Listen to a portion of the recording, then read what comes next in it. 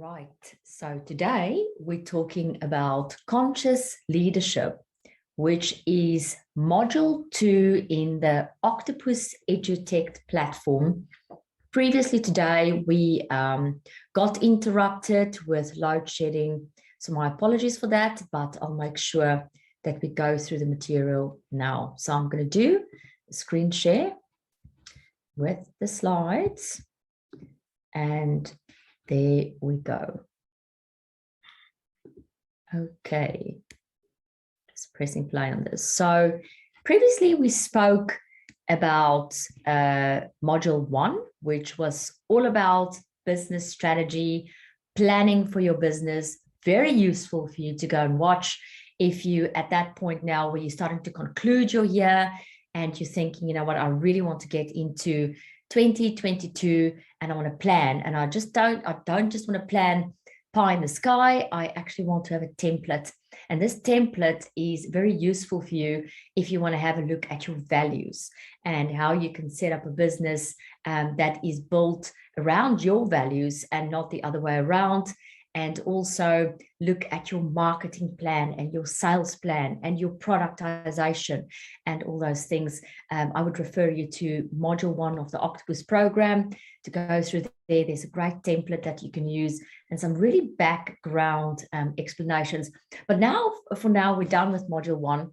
And on the next part of this journey, I'm going to take you through module 2, which is all about leadership. I'm really excited about it because we talk here about conscious leadership, a topic that Mike is especially passionate to talk about and also wrote about, but we'll get to that a bit later.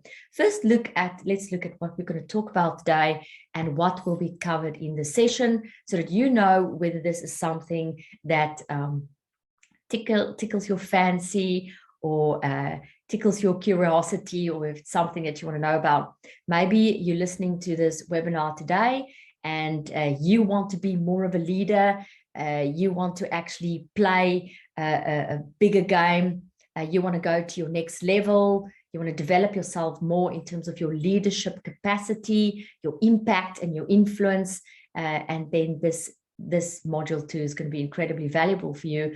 Maybe you're someone who teaches other leaders. Maybe you're a consultant or a coach and you really get involved with other leaders' lives, and you're looking for that nugget or that something extra you can give them in order to serve them better, really. So lesson 1 in conscious leadership is an overview. It's just giving you a little bit of a background information and an overview on how we view leadership, and more specifically, how we like to lead when it comes to our community, our families, and ourselves, really. So in this lesson plan, we're just going to give you the 5 keys to thrive in the new world's business ecosystem. So in here, you can see we're going to talk about values-driven leadership, about what it means to have a collaborative approach as a leader, legacy, making a difference, and what do we mean with purposeful vision. So let's get started. And we'll start with values-driven leadership, something that Mike talked a lot about in his book, Conscious Leadership. So I want to encourage you, if you're listening to this today, to get yourself a copy. It is available on Kindle and Kindle Amazon. You can get your copy there. Or alternatively, I know there's some countries who's been really struggling to buy a copy. Just make contact with Nicola and she'll be happy to give you a copy of this to read if you cannot buy online. So in this book, Conscious Leadership, Mike really introduces the reader, but in this case, maybe more the leader, to the key things that helps a person to thrive as a leader in the new world's business ecosystem. And there's 3 specific things that he speaks about, 3 values that's very close to his heart, and that is centered around energy, environment, and enterprise.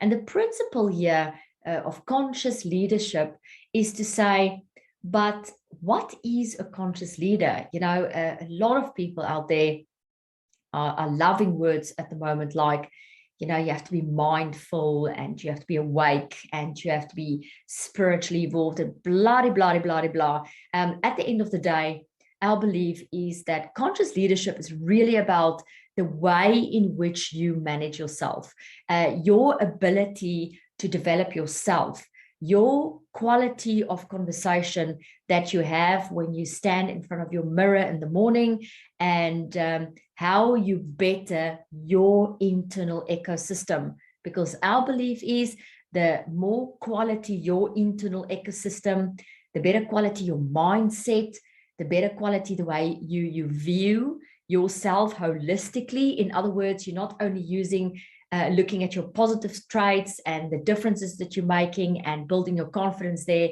but you're also looking at the aspects of yourself where you are really not showing up as a cool person, where you are a little bit crap, and there's blind spots, and, we all have that stuff. So traditionally, we used to speak about your shadow side, but a conscious leader, in our view, is someone who really work with themselves. They really want to, I don't want to say improve yourself. I want to say learn to love all the aspects of who you are, so that you can actually have that full expression of your capacity, so that you can encourage other people and impact other people to be truly who they are as self. So you can see in this definition, to be a conscious leader is to really get on top of your energy. Understand your energy, understand what takes your energy, understand what charges your battery, so that you can also understand what you can do to charge other people's batteries, and what you may be doing that's stealing other people's energy. Where in your life are you showing up as an energy vampire type of leader, where you're seeping the life out of other people, the vibrations is a little bit low? Where in your life are you really stepping up and uplifting other people and putting the type of light on them where they can see their full potential and their scope of what they're capable of doing on this planet? And I think more importantly, the level in which they can love themselves, so that they can understand the level in which they can love and serve other people. So that's values. That is being a leader that has the type of value system and belief and philosophy that focuses internally on your own energetic environment or ecosystem, but not only internally, also externally. So the first part of this value, the value of energy, is really how you manage this internal ecosystem, how you manage it internally, from a mindset point of view, from a spiritual point of view, from a physical point of view, from an emotional point of view, but then also the effect all that has, and that's the second value there, on the environment around you.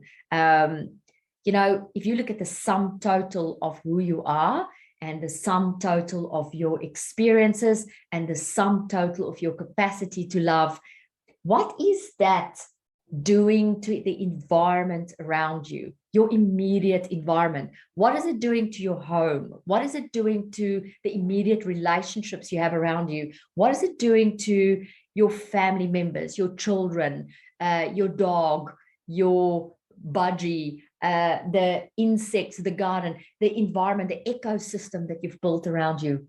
Is that enriching it, or is it bringing it down?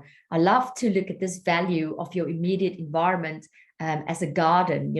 If you look at the way you move through life as a leader, a person who self-lead, are you leaving that garden around you rich and loved and nurtured and cared for? Or is your roses hanging and your leaves are hanging? And, when you get in touch with it, it goes, we need actually a little bit of water and nurture, and we can do a bit of sun and warmth here, So how is that immediate environment acting around you because of your mindset, your spirituality, your emotions, your behavior, your spirituality? And then, of course, you can take that circle further. So we look at the intimate ecosystem, which is you, the way you manage your energy. Then we look at the immediate next ecosystem, which is the environment and everything you touch around you. And then you start looking at the enterprise, the bigger environment around you? What is the businesses that you built? Is it businesses with legacy? Is it businesses that contribute?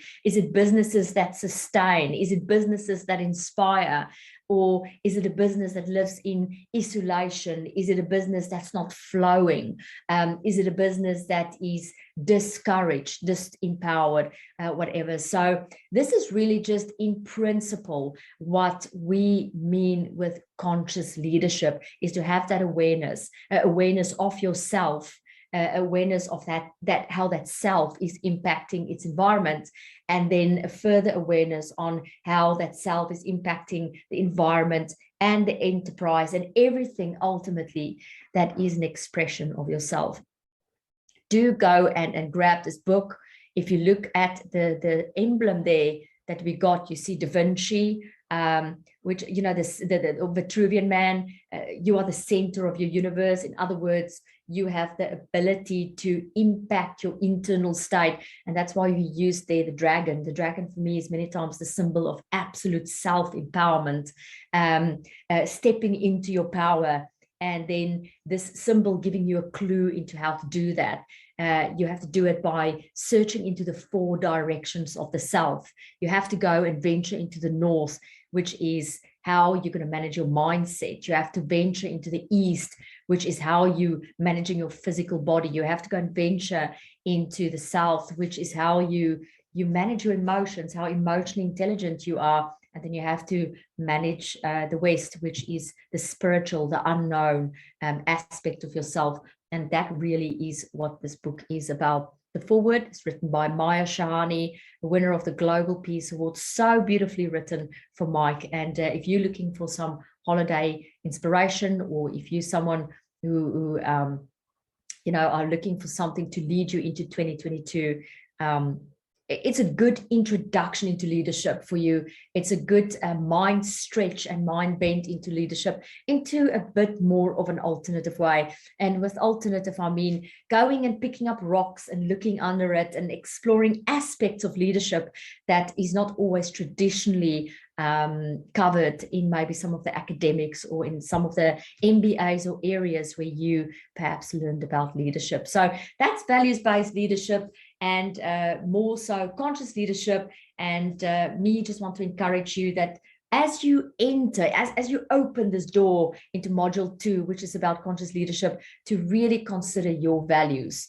What's your values? Are you a leader that value family? Are you a leader that value wealth? Are you a leader that value prosperity? Are you a leader that values scalability and predictability in a business? Ask yourself those questions at the beginning of your leadership journey. Doesn't matter if it's you becoming a leader of yourself or you becoming a leader or influence of other people.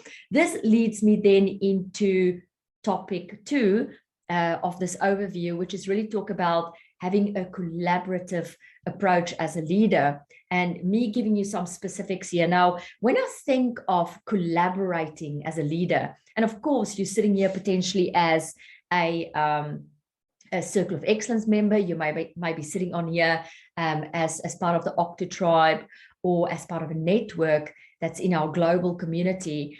You potentially have a business. You have a business and you're an entrepreneur. You may be an expert in some field, and you want to step up as a leader or be more of an example to the people that you lead in your life. It doesn't matter if it's your colleagues or your clients or your family or your children or whoever that may be. And when I think of collaborative leadership, when I think of making use of a collaborative approach as a leader, I think of the wolf. The wolf has got such a pack mentality.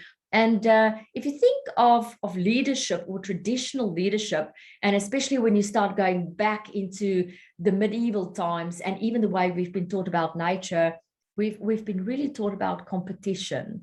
So if you have a product or a service, you better protect your intellectual property, and you better trademark, and you better register, and you better watch out because people's going to come and they're going to steal it from you. Whereas more and more society is opening their eyes up to alternative masters to learn from. And one of those masters that many people are opening up their minds to is nature, to say, look, but nature has a competitive element in it. But actually what we're talking about here is homeostasis. And we're talking about the achievement of harmony. And it brings up for me the picture of this glass ecosystem, this glass gardens and ecosystems that scientists build these days to explain to you, but you can never build an empire if water is competing with sun, and sun is competing with soil, and soil is competing with the animal poopy, and the animal poopy is competing with the food that the animal ate, and it just cannot work like that. Everyone really have to discover their essence and where they sit in the supply chain and what their contribution is in supply chain. And when you do that, when you really understand that, which brings me almost back again to really understanding your values first, so that you can understand how you manage energy, how you manage your environment, how you manage enterprise. If you do that and you open up your mind to collaboration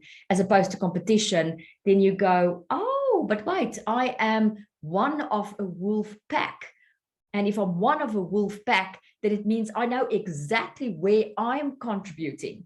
And because I know exactly where I'm contributing, I know where I fit into the ecosystem, where I fit into the supply chain. And therefore, no one can ever be my competition. This allows me to go to people who do things that I do, or do things that's similar to what I do, or even people who do exactly what I do, and see how we can take 1 + 1 and create 11. It doesn't matter if you run a restaurant and I run a restaurant. If we get together and we are big enough to sit around a table and have a coffee, we can say, hey, but if all the restaurants come to this street, we'll create a culture. I cannot create a culture on my own as a restaurant. Hey, if all of the coaches of the world come together and we invest together in this mobile app, then we have a marketplace where all of these people can come and collaborate and get our services, and allow the end user to choose who they want to collaborate with, and so on and so on and so on. So there's 3 ways for you to start collaborating. You can approach your friends today. You can put a focus group together with friends. You can look at the businesses and the ecosystems that they've created and see how you can throw all of your resources, skills, ideas together on a table and see what come out of that. You can cross-pollinate, you can cross-reference each other, you can promote each other. There's many things already that you can do just in your immediate friend circle to move from lone wolf to wolf pack mentality. Partners is a great one. It is one that me and Mike overly promote because it is so powerful, but it's also so helpful. There's so many entrepreneurs, there's so many leaders, there's so many business influencers that sit here on this call today and feel unsupported, feel alone, feel there's no one to delegate to brainstorm with, maybe feeling intellectually understimulated because you're trying to do everything alone. And partnerships is an answer to that problem. Now, many people get burnt by partners. It can be life partners, it can be business partners. But if you think about it logically, you cannot affect your ability to partner with people in future, whether it is from a marriage point of view, whether it is from friendships, whether it is finding business partners, whether it is doing JVs. You cannot let your future decision to do that be influenced by 1 or 2 or 3 bad experiences in your past. And yet so many people do that. So many people come, done JVs, didn't work for me, had a business partner, didn't work out, did the whole marriage thing, didn't work out. I don't want any partners. I'm going to do it on my own. And that way, at least I know I can have control over the situation. But that always leads to lone wolf mentality. And my wish for you today, if you're listening to this and you're really reconsidering leadership, whether it is self-leadership or as a product for your clients, that you really start looking at what you're creating here as something that's so much more than a business. You're not just creating a business. You're not sitting on a lonely island and have an idea and a product and you're pitching it. You're creating something much bigger. You're creating a beehive. You're creating a living entity that vibrates. And in order for that to happen, you need other people. But hey, how does this sound? You want other people. You don't want a beehive with just a queen bee and workers in that. That's a great start, but it is not encouraging. And more importantly, it's not attractive. You want a beehive that has a queen bee, that has workers bees, that has pollinators, that has flowers, that has fruit, that has gardens around it, that has sweet honey around it. You want a beehive. You want an ecosystem and an empire that vibrates with life and is attractive to other people. And if you want that, if that's something that make your heart swell, and by the way, if you're someone who really want to influence, you really want to make a positive impact, it will, because a beehive has so much more to contribute to an ecosystem than an individual, then you want to consider this pack mentality, this collaborative approach as a leader, where you really start digging into the life of your friends and asking them to share resources and sharing your resources and helping each other. Find partners that can build out your ecosystem. Look for suppliers in your supply chain that can contribute. Look for ways that you can contribute to them. You know, there's the person that you buy your print cartridge from. What can you do in return for them? When you launch a product, can you invite them? Can you get together on a monthly basis and cross-refer? How can you help each other building this collaborative beehive?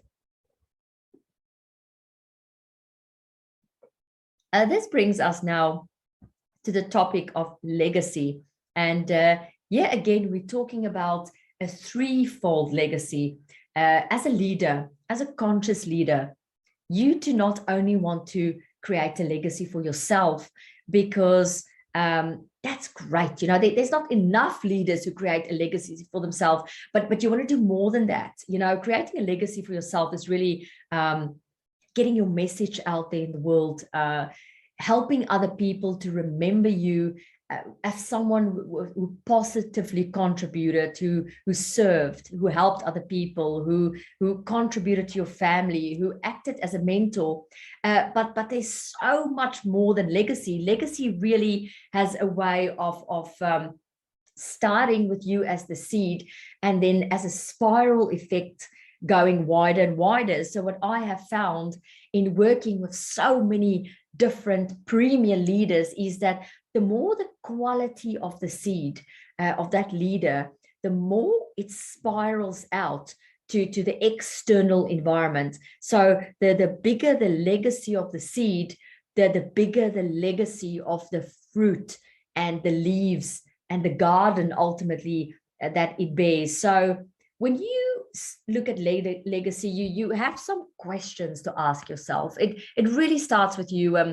If you have the opportunity in this time where a lot of people go away for holiday and sort of shut down for the year, you know, whether you're celebrating the more European type of Christmassy style Christmas and New Year, or whether you just toning down a little bit more towards January and February for your Chinese New Year, this becomes usually a time, this part of the year, a time for slow but sure reflection. You know, you really think about your impact. What do you want to achieve next year as an individual?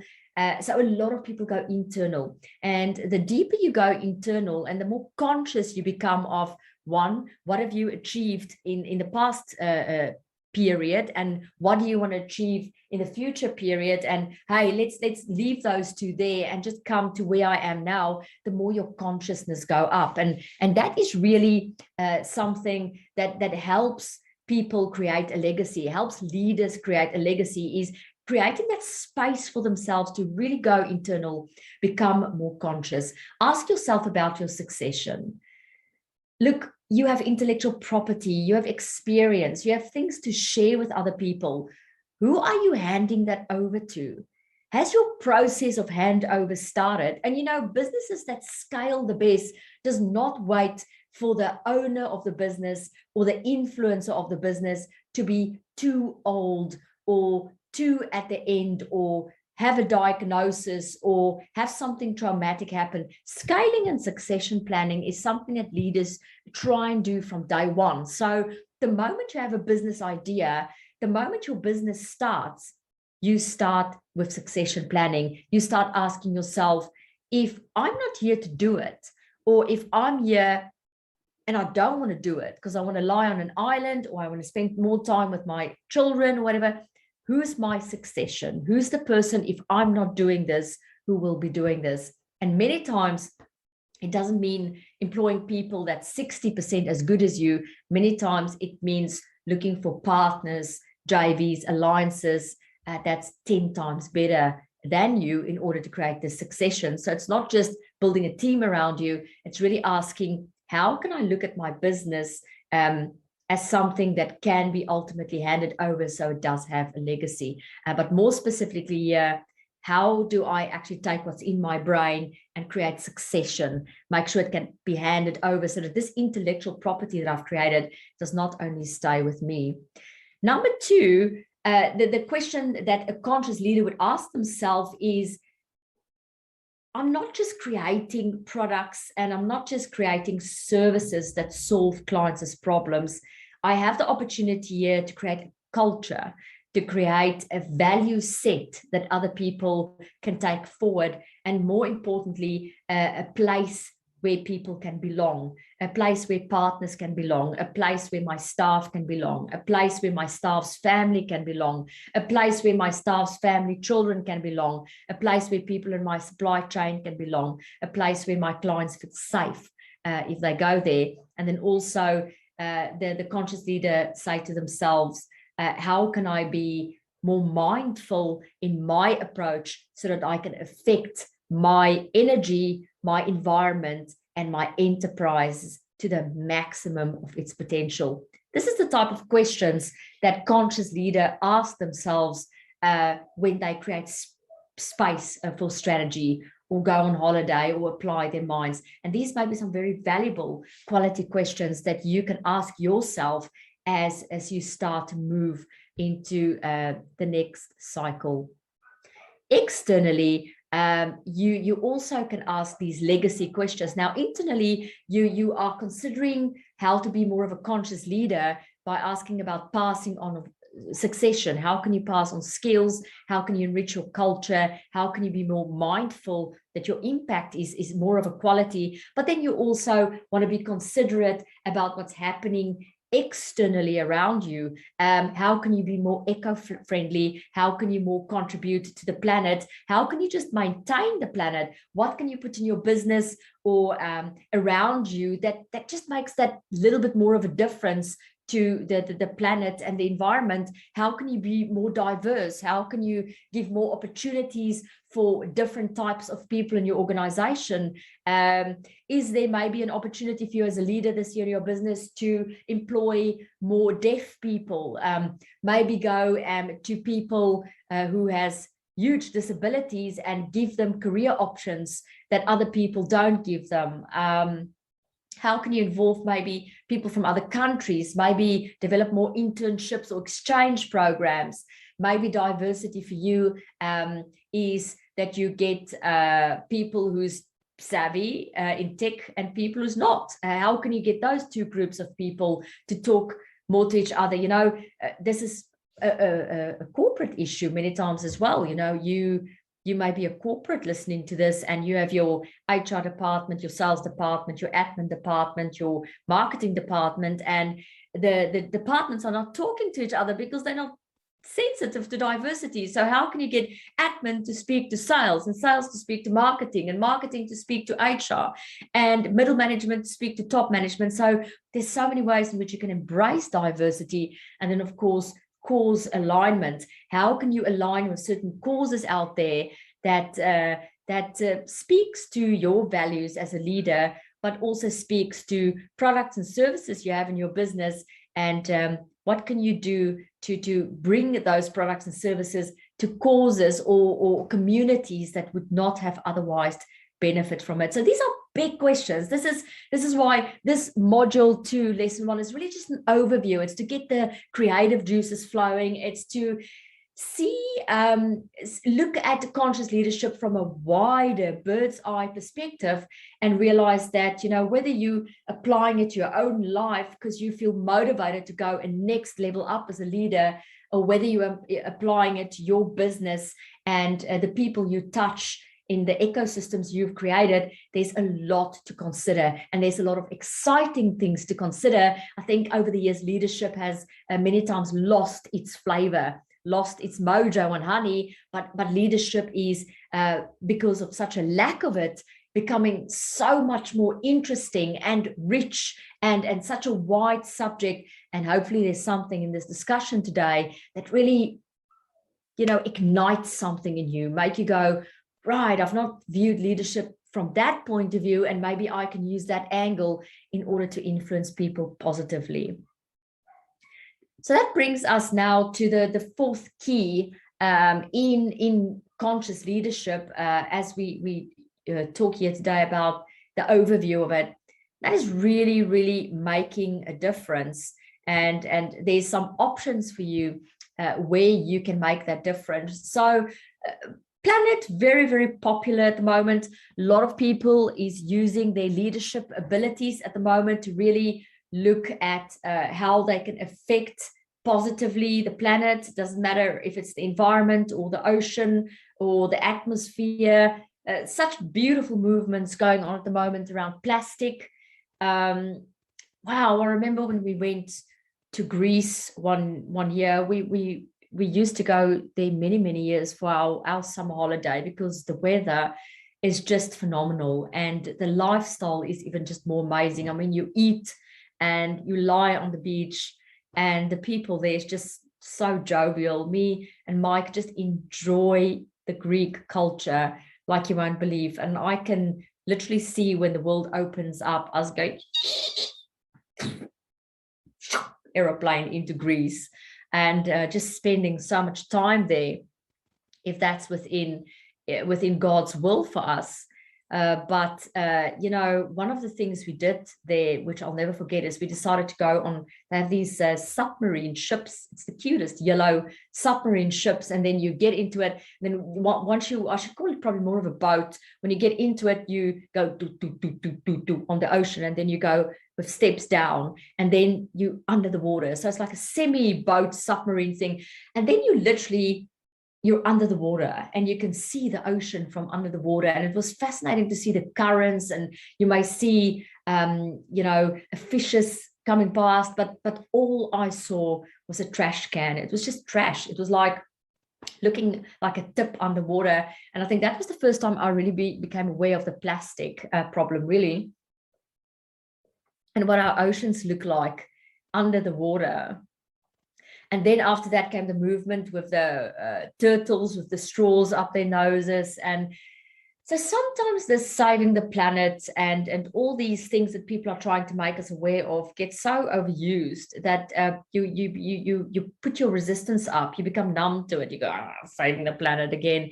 But it's so necessary. And you may be the type of leader that is not developing a product or service that's going to save the planet, but you're actually aligning with a cause that's doing your little bit. And there's beautiful things you can do.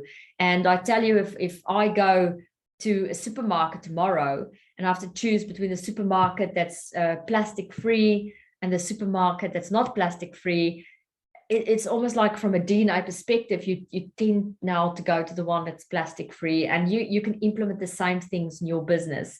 And it helps people to appreciate you as a leader in your business, because you're developing products and services, which is a solution for your client, but you're also doing your little bit. So that's really something that you can consider when it comes to making a difference in your energy, as well as in your immediate environment, how you teach your children, how you educate people around you, but also when it comes to really setting up an enterprise as a leader, a business that really does its little bit, you know.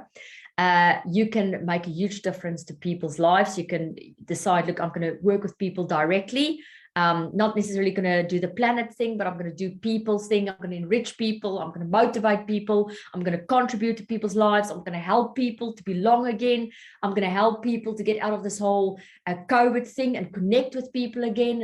And there's so many ways you can actually take your opportunities that you have as a leader and an individual and build that into enterprise and really enrich the people around you. And then, of course, self, you know, and there's no right or wrong leader. There's the type of leader who's maybe more external focused. So they really want to focus on helping, you know, solving some problems on the planet, helping solving other people's problems. And then there's the type of leader that really just want to self-reflect and enrich themselves, better themselves so that they can lead more of a type of life where they are leading by example. And there's no right or wrong. Many times I find a combination is the most powerful to actually really have that self-leadership so that you can lead people better, so that you can fix some of the planet's problems.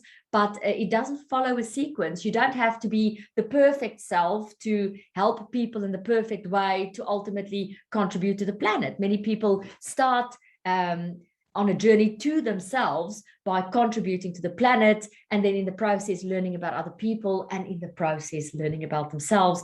There's no right and wrong of the journey. And I find in leadership, many times it goes in an ebb and a flow. So sometimes you're more externally focused in order to help yourself, and sometimes you're more self-focused in order to help more the environment. And it comes and go in waves.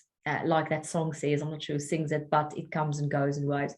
And that brings us now to the final key that I wanted to touch on here today when it comes to being a conscious leadership and just stretching your mind. We're going to delve into more how and detail and ideas for you as we go through the whole module 2 in conscious leadership.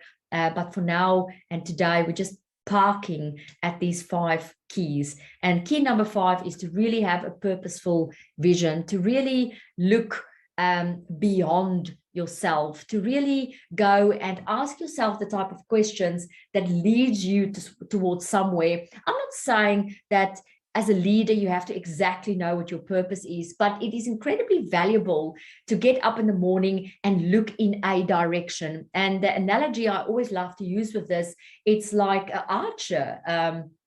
You know, you can either get up in the morning and shoot into 100 different directions. That is the mindset that most of us has been trained to live by.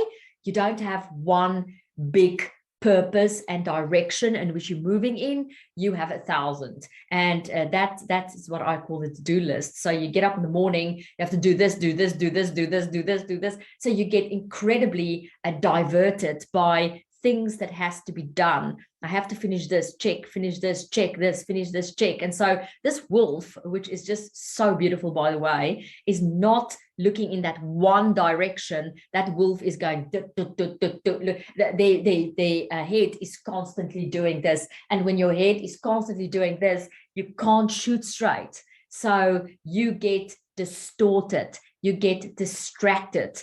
And the more you get distorted and distracted as a leader, the more you open up space for anxiety, panic, overwhelm, and all those things, because you don't have a purposeful vision. You're not looking in one direction. You're looking into 1,000 directions. So purposeful vision for me as a leader also is to attain for clarity. And that's why that makes me bring you back to module 1 of the Octopus EduTech program, where we spoke about business, strategy, and planning. You know, purposeful vision, the start of that, if you want to make it very practical for yourself, is just to plan in a way where you're looking in one direction. Now, many of you may say, but Landi, it's not possible. I have 1,000 products and services and businesses on ideas and projects, and that's fine. That's all good and fine. But make sure you go and put all of that under one umbrella for next year. That umbrella is called your purpose. It's called your message. It's called that one thing that you want to make sure that your clients, your family, your ecosystem knows about, the message that you want to get sent out of the world, the problem you want to solve, the one problem you want to solve, the one message you want the world to see, the one area in which you want to make a massive impact. Put that into one purposeful vision. And once you have the one, then you break the one down in different businesses, projects, services, whatever you want. But then it's easier to do that because it all, and I call it line of sight, it all is aligned with this one purposeful vision, or as some people would call why.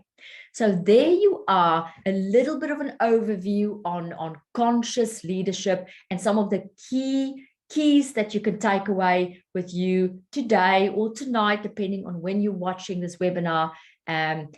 Moving forward, this webinar will get uploaded on our Facebook pages for you to look at whenever it suits you, and feel very welcome to comment if there's some questions or discussions you want to start around that. Now let's look at the next time I'm doing a global intelligence update. I will be moving into the next phase now of what it means to be a conscious leader.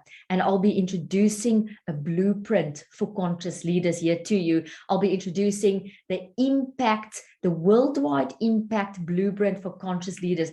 This will be very valuable for the type of leader who's listening to this today. I want to really start making an impact. Maybe for you, it's not worldwide. Maybe for you, it's in your community or your immediate family or in your client ecosystem, but you want to make a positive impact and you want to have a positive influence. So we'll talk about why making a difference is as important as making a profit, and why you can't really have the one without the other if you want to be a conscious leader.